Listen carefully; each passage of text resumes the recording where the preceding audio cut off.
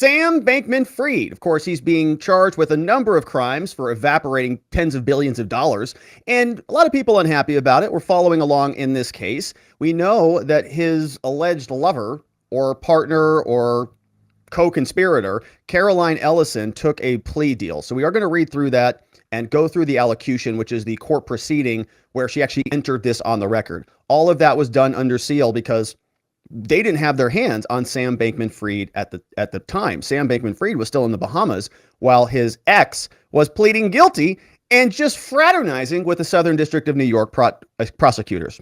So we'll go through that first. But I want to start with the actual criminal case. And let me do a quick refresh on this because some of my links are not in here. And that feels strange. Yes. Okay. Here we go. Now the links are back. So this is the criminal case appearing on Sam Bankman-Fried, and you can see a lot of activity. So let's fast forward back to before the holiday. Several things happened. All right. The first thing I want to start with is on December 22nd. Remember that Sam Bankman-Fried was being transported back from the Bahamas where he was lounging it up there. There was a minute entry that came out. He came back and there was a notice of appearance. Bail was set as follows: $250 million, co-signed by 4 financially responsible persons, 1 non-family, and also secured by the parents' home in Palo Alto. This is how he got out of custody.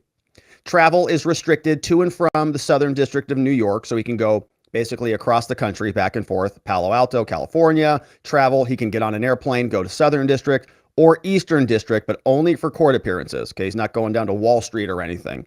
He can also go to the Northern District of California. Sam also had to surrender travel documents, no new applications for visas or passports, strict pretrial supervision, which means he's going to be checking in with somebody on a regular basis. And, sort of depending on the specifics, we'll take a look at it at the actual form. But, he's actually got a person that he's checking in with regularly. Pretrial services. Mental health evaluation and treatment as directed by pretrial services. So they'll do an interview of him and then they'll say, all right, you're feeling a little bit suicidal to us. So it's probably useful that we have you analyzed by somebody. Defendant is not to possess any firearms or any other destructive devices or weapons. And also the location monitoring technology needs to be installed on his person. Defendant lives in his parents' home, California, to be supervised from that district. They may also exercise discretion to allow the defendant to leave his home for exercise so he can go work out, which I recommend for him. Defendant is not allowed to open up new lines of credit, open a business, or enter into any financial transactions in excess of $1,000 without pre-approval from the court. He can pay legal fees. Equity interest in the parent's home has to be posted by this January, so coming up this month. 1/12/23. Fried is going to be released on his own signature, plus a signature of parents to surrender the passport, installation of electronic monitoring conditions, all done by January 5th. Now we have another conference scheduled before the U.S. District Judge on 1/3, 2 p.m. Speedy trial time excluded, meaning they're not trying to rush this thing through, all the way through until 1/3. So a big slew of notice of appearances. You see a number of individuals are jumping on into the case. So it looks like he's got Nicholas Weirley. This is actually the lawyer for Caroline. We had another lawyer for Caroline and another lawyer for Gary Wang. They all submitted their notices of appearance. This is what the bond paperwork looks like. Filed 12/22, just a few short days before Christmas. The U.S. attorney assigned to the case is Nicholas Roos. Defendant, Sam Bankman-Fried. He's there in person, of course. He had already gotten picked up by U.S. authorities before he was brought into court. Now, take a look at this name. Wow, I just caught this. Defendant's counsel, Mark Cohen, is on board. But remember this name, my friends, who's been around the channel for some time? Christian Everdell. That wouldn't be the same Christian Everdell that represented Ghislaine Maxwell, would it? I think it probably is. Christian Everdell. Cohen. It is. He moved law firms, I think. This is him. He was the same fella, I believe, who represented Ghislaine Maxwell. He's now over at Cohen and Gressner's White Collar Defense Regulation. He went to Harvard, and Princeton. Great. And he's a member of the Digital Currency and Ledger Defense Coalition. I'm pretty sure that guy represented Ghislaine Maxwell. We covered him in depth. So this says that the time of the presentment of Sam Bankman-Fried was at 1:05 p.m. Bail disposition is as follows. Agreed upon conditions of release, $250 million. We've got 4 people signing off on it. 1 is non-family. The cash property is the parent's home in Palo Alto. He can travel for court appearances. Pretrial supervision is very strict. Mental health evaluations, home detention. He's also supposed to be monitored on location. Can't possess any firearms. Also can be released, but has to surrender passport and so on. Here's some additional proceeding comments. 2 non-parent sureties to sign bonds and lesser amounts to be agreed to. Defendant to live in parent's home, Palo Alto, Northern District of California, and to be supervised from that district. Pretrial Services Office may exercise discretion to allow the defendant to leave home for exercise. So pretrial services could revoke that. They could say, hey, sorry, sit back on your butt, buddy boy. You're not behaving. Defendant, no new lines of credit, no new businesses, no financial transactions over $1,000, except with pre-approval of the government or the court. Equity interest in parents' homes to be posted by 1/12/23. So we've got another conference then scheduled on 1/3, right after the new year, signed off on by the judge. Now, what's funny about this is evidently there is activity. So he's not supposed to be moving money around over $1,000. But if you take a look at this came over from Ergo BTC. This is just a user on Twitter. And Ergo BTC says that Alameda, which was the other part of FTX, essentially, it was FTX and Alameda. FTX was the crypto exchange that many consumers used. And then you had the Alameda, which was sort of the investment hedge fund. So Alameda now, once all these people are out, their ETH addresses, which is one type of crypto, are digging around in the sofa for spare change. So, of course, as we know, on blockchain, on crypto, right, in crypto, you can see what's happening on the blockchain. Most cryptos, right, are on sort of public ledgers. So everybody can get on block explorers and go see what's happening. People have identified the wallets, basically the accounts for Alameda. And they're now digging around in the sofa. They're saying, oh, well, this is curious. So they're now seeing actually people moving money around, right? Long story short, people are referencing all the different accounts and nobody knows who's exactly doing it or who's moving what. But you see right here, Alameda Research 24, Alameda Research, following the transfers. So somebody's moving some money. People are moving money around. And it's just sort of a matter of some forensic accounting to track it all down and see where it goes. Anything that's not tied to the border Alameda cluster is getting swept under multiple addresses. Basically, they're trying to cover their tracks, right? They're trying to smash this stuff through and cover it up. So that's the bond paperwork. We see speedy trial excluded. This all taking place December 22nd. So that's for SBF. SBF, of course, is now brought into custody. And we're asking ourselves about the judge who was put on the case. One of the judges is no longer going to be there. So we saw the notices of appearance. On December 22nd, SBF landed in court and posted bond. Appearance bond was entered, $250 million. Several people, 4 people financially responsible, one non-family. They all posted it. Then we have December 22nd. There was a superseding indictment. And there were guilty pleas. All took place on 12/22. What the heck? That's interesting. The court granted the government's application and there was pleas of guilty. They say at the time their pleas were entered, the court granted this government's application and certain parts of the plea agreement are redacted. Let's take a look. That's another document. Let's take a look.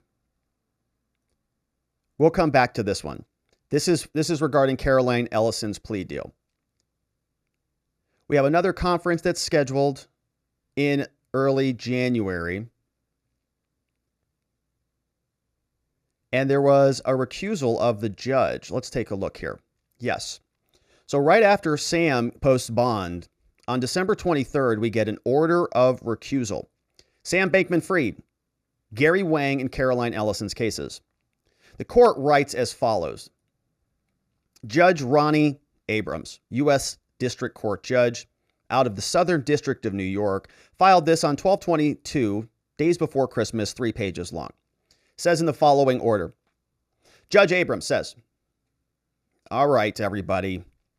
Okay, government, U.S., and Sam, and Caroline, and Gary.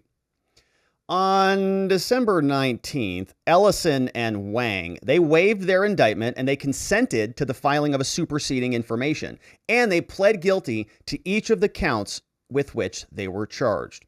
Right. And so this happened very quickly. So, on this channel, we talk a lot about we see, criminal complaints filed. An FBI agent will write a search warrant and then they'll draft this big long narrative and they file that as a complaint and they go arrest somebody. Or you'll see an indictment, right? They'll present evidence to a grand jury and the grand jury will say, yep, that's criminality and it's indictment, right? So they're trying to establish a base layer for prosecuting somebody. You can waive all of that, right? You don't have to go through an indictment. You don't have to go through a criminal direct complaint. You can just waive all of it. And they did that. Caroline Ellison and Gary Wang, they got in contact, like their defense lawyers, the U.S. prosecutors, they got in contact and they hashed this whole thing out. They said, listen, if you come work for us, if you testify against SBF, we'll give you the deal of the century or something, is how I guess this conversation went. And their defense lawyers were like, you guys have to take this right now. And they did. They waived the indictment. There's no probable cause finding. They just said, you've got us, we're guilty. Now, at the time that their pleas were entered, the court granted the government's application that the filings and the transcripts of the plea allocutions would be temporarily sealed, and docketing would be delayed until such time that SBF was extradited from the Bahamas, finding that premature exposure of cooperation could hinder ongoing law enforcement efforts.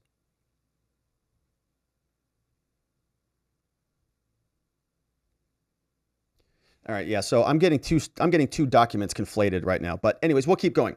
The government now requests that the plea agreements include certain limited redactions upon unsealing.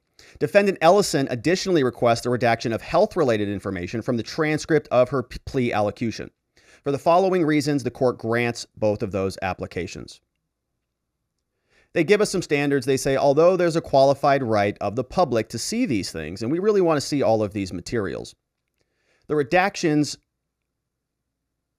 may jeopardize ongoing investigations by the government. They may be justified.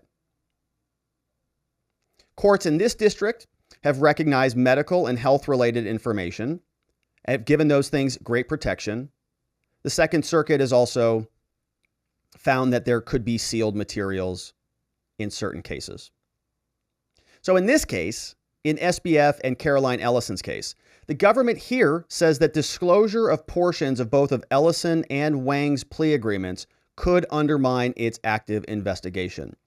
The judge says, having reviewed the redactions proposed by the government, the court determines that they are limited. They consist of no more of several lines in each plea agreement, which we're going to look at, and they are narrowly tailored to serve a compelling law enforcement interest. The sensitivity of an ongoing investigation justifies sealing.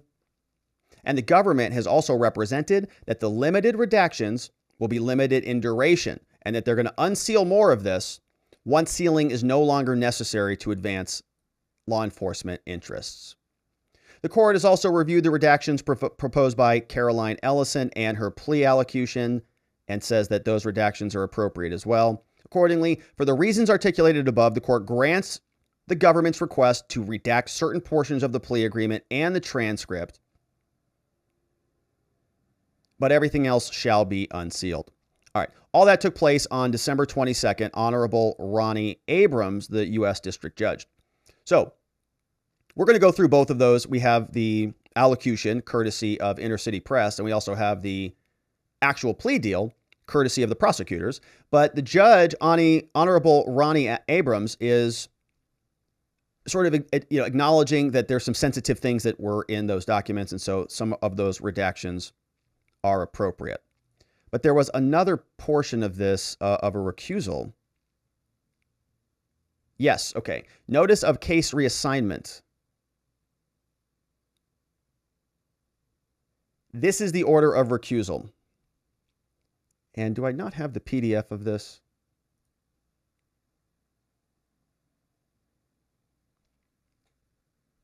Let's see if I can grab it real quick. If we log in here, we want to get the order of recusal from the court.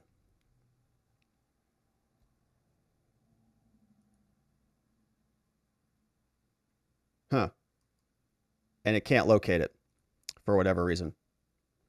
So we will just read from the minute entry. Here's what the minute entry says. Regarding the order of recusal, so the judge is not going to be there anymore. Judge Ronnie Abrams says, it has come to the court's attention that the law firm of Davis, Polk, and Wardwell, at which my husband is a partner, advised FTX in 2021, as well as represented parties that may be adverse to FTX and defendant Bankman-Fried in other proceedings. They say my husband has had no involvement in any of these representations. These matters are confidential and their substance is unknown to the court. Nonetheless, to avoid any possible conflict or the appearance of one, the court hereby recuses itself from this action. Therefore, Judge Ronnie Abrams is recused. And that's not unusual, of course, but it is a good move. And the judge has been replaced by another person. And that individual is Lewis Kaplan, who you see here.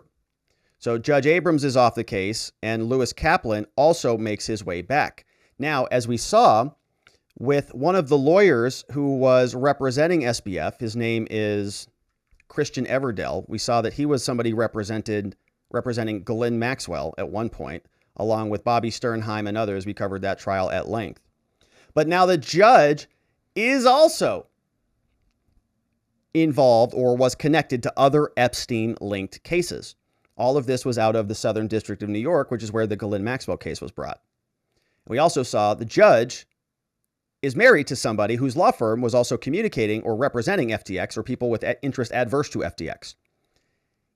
It's all this big, disgusting web. Everybody's involved in it. So here's another story about this judge. Bankman-Fried criminal case is reassigned to another judge, the same judge in the Bin Laden and the Epstein-linked cases. SBF is a Democrat donor so generous that in March 2021, at Vox, they called SBF among the people most responsible for Joe Biden being in office. Spent hundreds of millions to buy favors, influence, and media support. Hardly a surprise when we learned last week that Judge Ronnie Abrams, appointed by Barack, recused herself from prosecuting SBF in his upcoming criminal case due to her work of her husband, Greg Andres' law firm, Davis Polk. They did work for FTX. Also, before joining Davis Polk, Andre served as the assistant special counsel for Russian interference in the 2016 United States elections under Robert Mueller. It's just this big pool of just everybody.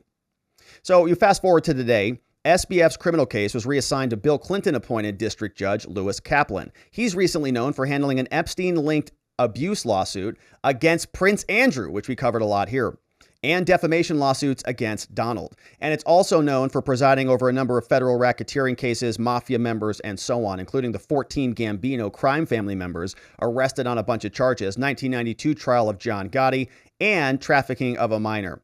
This is a photograph of him. He's 78, no-nonsense demeanor. He's held senior status in the Manhattan federal court for over a decade, oversees 2 civil lawsuits, many people accusing Trump of things. Kaplan recently also oversaw Virginia Giuffre's civil lawsuit accusing Prince Andrew of abusing her when she was 17. Andrew declared never met her. Kaplan refused Andrew's request to toss the lawsuit, but they ultimately settled. Kaplan presided over the first cases where There were Guantanamo captives. And he sentenced a Bitcoin securities fraud prosecution. Somebody got 18 months in prison there. Blocked U.S. courts from being used to collect a $9 billion settlement. Has he done anything on the J6 cases? Let's see. Kaplan presided over the fall civil trial of Kevin Spacey. Jury sided with Spacey. Last week, the DOJ accused him of a number of crimes, and he's not entered a plea. All right, so that's going to be the judge now, who is, of course, assigned to the case, and we'll see what he does. Now, the arraignment, the initial appearance will just be basic. You know, the judge will just probably set new dates and I would imagine maintain the current release conditions so that Sam can hang out and do whatever he does. But boy, the media is still slobbering all over this guy. It's kind of disgusting. The New York Times, they posted this on Twitter. Here's what they said. In the United States, Sam Bankman-Fried is persona non grata. But in interviews across the Bahamas, residents say that his crimes were hardly comparable to the gang violence of the island, and they express fears of economic fallout if crypto investors don't return. Man, poor guy. Poor Bahamas. Man, they want their crypto bros back there. And Sam, you know, even though a bunch of people here, you know, unsophisticated people like myself in the United States who might think that Sam Bankman-Fried is, you know, a massive criminal, they're kind of sympathetic in this.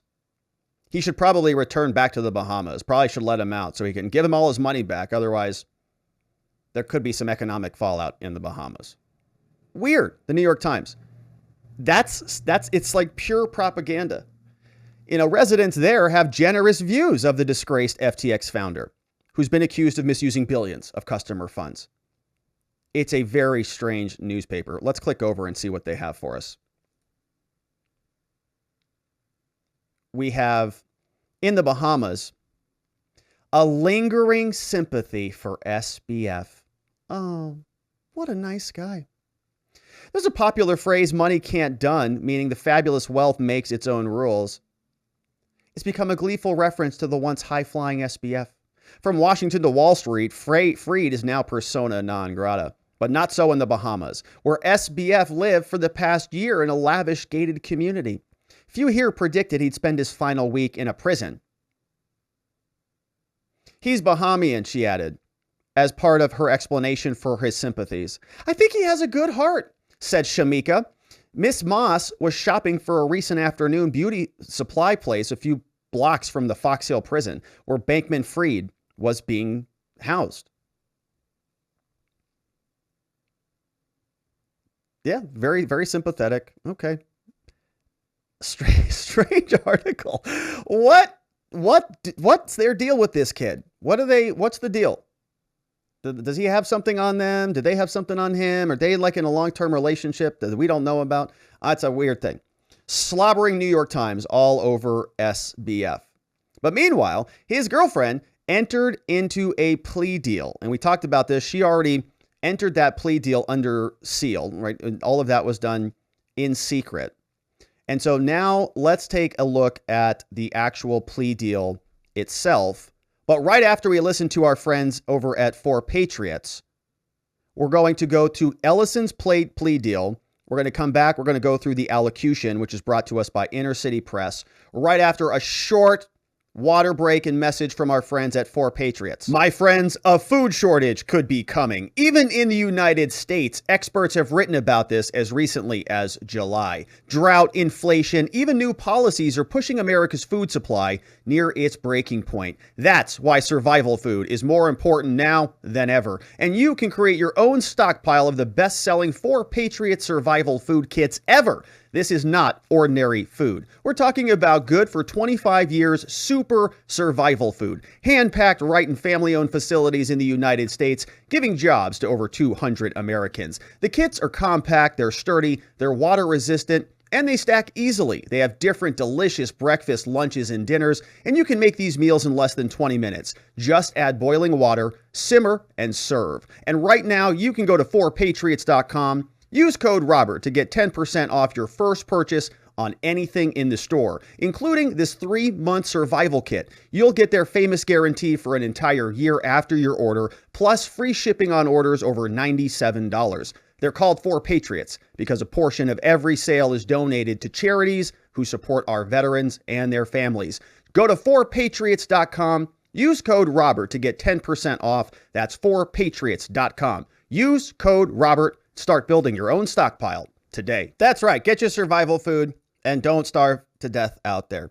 All right. And so now let's get right back into that plea deal, which was filed under seal. We already talked all about what that looks like, but I want to run through the actual agreement.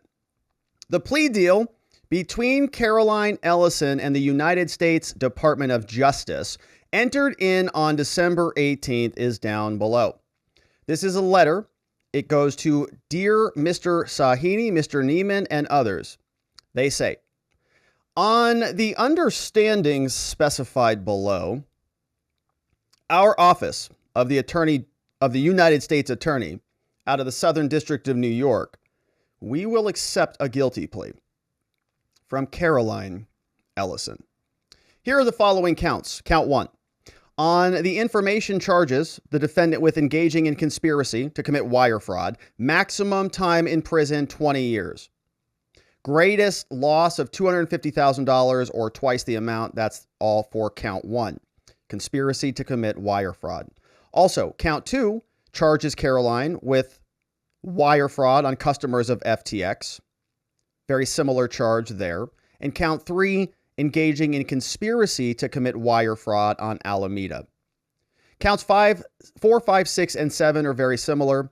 You see count 4 is wire fraud on lenders of Alameda Research. So same type of conduct, just different victims. So you've got users, actually like sort of everyday retail consumers, and then you've got other, hedge funds, you've got Alameda, you've got FTX. Count 5 is conspiracy to commit commodities fraud.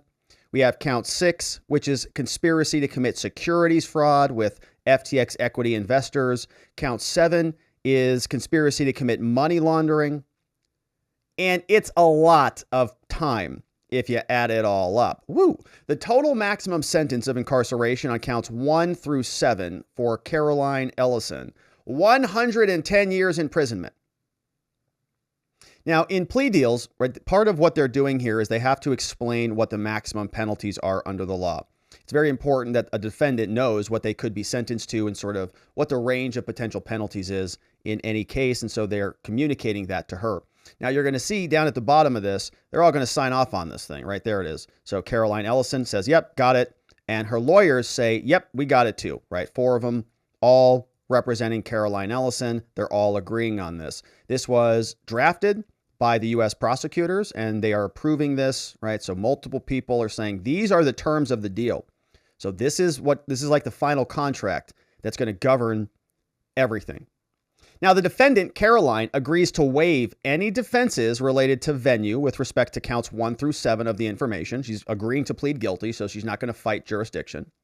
It's further understood that Caroline shall make restitution in the amount to be specified by the court. Shall be done on a payment plan established by the court. So how much money is she going to have to pay back? Don't know. The defendant hereby admits, Caroline admits the forfeiture allegation. With respect to counts 1 through 4, defendant agrees to forfeit to the United States any property, real property derived from any of these proceeds. Same thing with count 7. All of your stuff is going to us. All your base are belong to us now, says the government. The government prosecutor says, Caroline also understands that she shall truthfully and completely disclose all information concerning all matters about which this office inquires, which can be used for any purpose. There it is. This is the full cooperation paragraph. All right. And this is why she'll be getting a deal, right? This is what we're going to ask for at sentencing. But this is, you will cooperate with us. Any purpose, you shall completely and truthfully disclose everything, baby. Shall cooperate with this office, also the FBI, and any other law enforcement agency that we say. And Caroline, guess what? You shall, not may or could, you shall attend all meetings requested by this office. And if you don't show up to that meeting, guess what? You're in violation of your plea deal. You also shall provide to this office upon request any document, records, tangible evidence relating to anything we want. You shall truthfully testify before the grand jury at any trial or any other court proceeding when requested to do so by this office. Caroline, you shall bring to this office attention at all times that the defendant has committed, any other things going on. You should let us know about anything that has happened in your life legally. You shall commit no further crimes. Give this office information before discussing conduct, and you shall be of assistance in any criminal investigation that we want. In other words, you are ours now. We own you. They write, Caroline, it is also understood that this office cannot and does not agree not to prosecute the defendant for criminal tax violations, if any. So they're not giving her immunity for tax investigations or tax crimes. It's understood that this office, the DOJ, cannot and does not agree to not prosecute Caroline for tax stuff. However, because they're going to refer that over to the IRS. They're going to say, well, the IRS can do whatever the hell they want. We don't know what's going on here. They say, however, if Caroline fully complies with the understandings of this agreement, no testimony or other information given by Caroline or any other information received therefrom will be used against her in a criminal tax prosecution, right? So cooperate with us here, and we're not going to help the IRS prosecute you. But if they decide to prosecute you, they can. But we'll give you some immunity from using that information that you help us gain. Moreover, if Caroline fully complies with the understanding specified in this agreement, the defendant will not be further prosecuted criminally by this office for any crimes, except for criminal tax violations related to her participation in 1, a conspiracy to commit wire fraud on or about at FTX over a period of time. 2, a conspiracy to commit wire fraud in Alameda. 3, they're just relisting all of the charges. Now, I'm trying to see, so they blanked out a whole, this is a big redacted paragraph here. They say, okay, 3, a conspiracy to commit commodities fraud. 4, conspiracy to commit securities fraud. 5, conspiracy to commit money laundering. And then count 7 of the information redacted. Why do they have to redact all this? Redacted, redacted, redacted, redacted. Sentence picks up. Redacted, redacted to the extent that she has disclosed participation. It's understood that all uncharged conduct the court may consider at sentencing. So the prosecutors continue in this plea deal. They say, all right, this agreement does not provide any protection against prosecution for any crimes except here. So if she goes out and gets a DUI, right, that's sort of outside the scope. It's also understood this agreement does not bind any other agencies from prosecuting. So state, federal, local prosecutors, they can bring charges. However, the DOJ will bring the cooperation of the defendant up if it is requested. All right, so like if a local, let's say, Arizona Attorney General says, we're going to go prosecute FTX. The DOJ is going to step in and say, hey, Caroline's working with us, Why don't you take it easy? It's also understood that the sentence to be imposed upon Caroline is within the sole discretion of the court. This office cannot and does not make any promise or representation as to what sentence Caroline will receive and will not recommend any specific sentence to the court. So we call this sort of no agreements, right? We're just going to go to the judge and say no agreements on this. We don't have a specific date and leave it up to the discretion of the judge. However, this office will inform the probation office and the court of this agreement. So we're going to say, Judge, she's working with us. We're very happy with her. We're also happy with the nature of her and the extent of her activities with respect to this case. And we're also happy with her cooperation. And so in doing so, this office may use any information it deems relevant, including both before and after this agreement. So this is sort of like a hook. It's Caroline. if you don't cooperate here with us, we're going to let the court know about that. If this office determines that Caroline has provided substantial assistance in an investigation or prosecution, and if Caroline has fully complied with the understandings, this office will file a motion requesting the court to sentence the defendant in light of the factors set forth in the law. It's understood that even if such a motion is filed, the sentence to be imposed on this defendant remains within the sole discretion of the court. Moreover, nothing in this agreement limits the office's right to present and make any facts or to take any position on post-sentencing motions. The defendant hereby consents to any adjournments of her sentence as requested. They say that it's also understood that should this office determine that Caroline has not provided assistance or that Caroline has violated any provision of this agreement, we will be released and we will withdraw the defendant's guilty plea. No, that will not allow the defendant to withdraw the guilty plea, right? Caroline can't get out of this thing once it's signed. It's also understood that should this, even if she doesn't work, she can't reverse course on this, right? They're basically hooking her up big time. It's understood that should this office determine that she violated any provision, the office shall have the right to withdraw. Also understood that if Caroline commits any further crimes, or should it be determined that she gave false, incomplete, misleading testimony, or should she violate this agreement, the defendant shall thereafter be subject to additional prosecution, including perjury and obstruction of justice and lying to our people, right? And so she's going to cooperate, and she's going to cooperate hard. Any such prosecution that is not time barred by the statute will be brought forward. It is the intent of this agreement to waive all defenses based on statute of limitations, meaning they can prosecute her at any time. She's not barred by time. If we learn 25 years from now, they're going to try to prosecute her still. It's understood that in the event it's determined that she lied or committed other crimes, all statements made by the defendant to this office shall be admissible in evidence in any criminal proceeding, okay?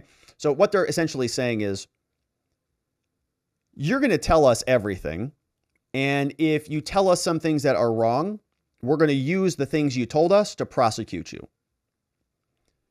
It is the intent of this agreement to waive any of those rights. So she has immunity until she violates it, then that whole balloon pops. It is further understood that this office will not object to the defendant's release on the following bail conditions. So Caroline Ellison, who was SBF's ex-lover, is now turning on him, and she got released on a $250,000 personal recognizance bond. Remember, Sam's is $250 million. Dropped a few zeros off that. Travel restricted to continental United States. The defendant is to surrender all travel documents. Also can't have any new applications for new passports. She's also supervised on pretrial services. Also adheres to release conditions. The DOJ reserves the right to move without notice for revocation or modification of the bail if she violates the terms. And the defendant hereby acknowledges that she's accepted this agreement and is pleading guilty because the defendant is in fact guilty. We're going to go through the allocution, which is where the judge accepts all of this. But she's admitting everything. I'm guilty. I did it. Have mercy. I'll help. In connection with Caroline's plea of guilt, the defendant, in consultation with counsel, has chosen not to request discovery materials. Okay. She doesn't even know what's in the case file. She hasn't even seen the evidence against her. She just said, yeah, whatever you've got, I'm guilty. And that's kind of like a problem a little bit. You go, well, wait a minute. What if they don't have enough evidence and she can just plead guilty to stuff? They're understanding, right? They're waiving all of this. The defendant understands that if not for entering this plea of guilty, the government would be required to bring this evidence to you. But she acknowledges that Caroline has not and will not receive the information because she has pled guilty, and she waives the right to the information and agrees not to withdraw the plea or to attack the conviction at a later date. So I don't even care what it says. That's how guilty I know I am. The defendant recognizes that, and like I would never, typically advise that, probably unless I was in this exact situation. You always want to see what the evidence is, unless you know the evidence is going to be terrible. The defendant recognizes that if the defendant is not a citizen of the United States, it could make it likely that she gets deported. Standard immigration advisement here. Denaturalization, all this is just a big copy-paste paragraph that goes on all of these. This agreement supersedes any prior understandings. No additional understandings have been entered. All signed by everybody. Caroline Ellison entering the guilty plea 12/19/2022 in the Southern District of New York. And that's where things got a little bit interesting because she has to now, like, that's just the agreement. That's just a conversation back and forth between her lawyers and the government, the DOJ.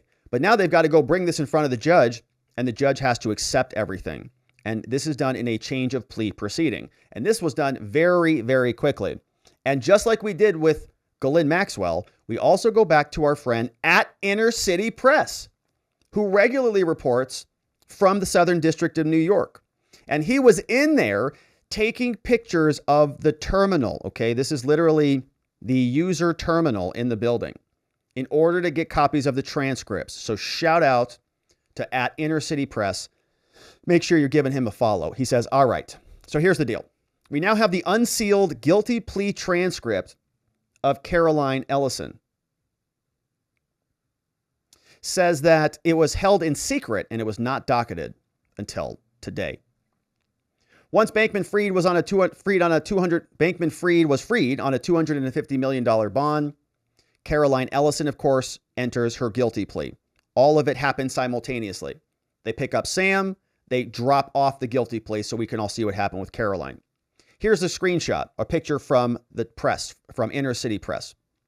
United States of America versus Caroline Ellison. You see this was taking place December 19th, 4:30 p.m. Honorable Ronnie Abrams. Little bit of the allocution. And so what happens here is all the parties come up, right? They all are brought in front of the podium or sit at their tables.